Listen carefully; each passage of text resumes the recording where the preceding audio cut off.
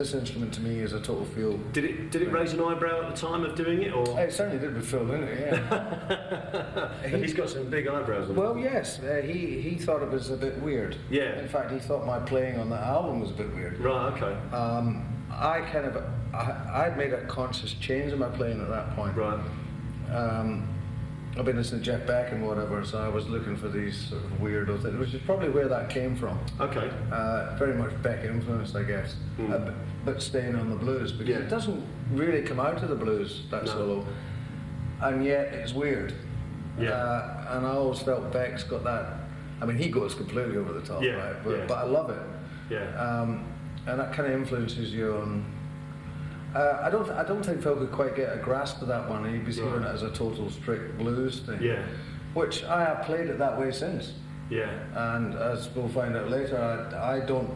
The solos that are actually on Johnny the Fox, and that particular solo, I tend only to play solos exactly like that once. I've done it here. Yeah.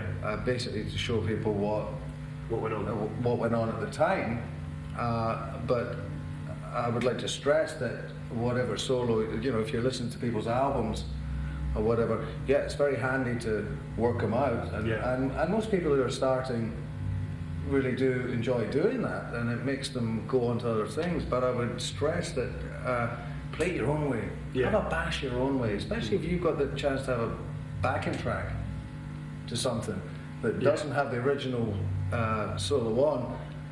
Well, try the original solo just to see if you got it right, but then just go for it. Yeah. Because the basic premise of any lead guitar player is, number one, get your sound. Yeah. And number two, get your individuality. Do it yourself. And play it your way. And that's the bottom of blues as well. Yeah. I noticed at the end of the solo there was a run that you did in the A minor position up at the octave. Could you possibly... at the beginning? Or right at the end, it was a kind of a type of, run. Yeah, well that's, it's just a basic blues run, basically.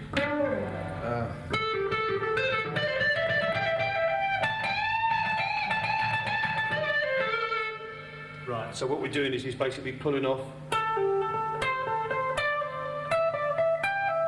Yeah. Type of thing? Yeah, that's basically it, and then you hit the top note and you keep that going. Yeah.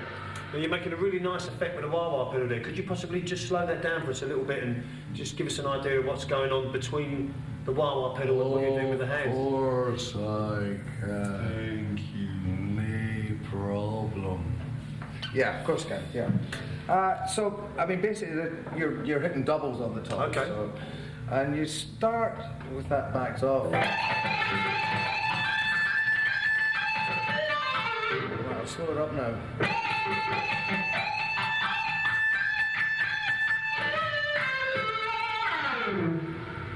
So you're using the wow on your runs down,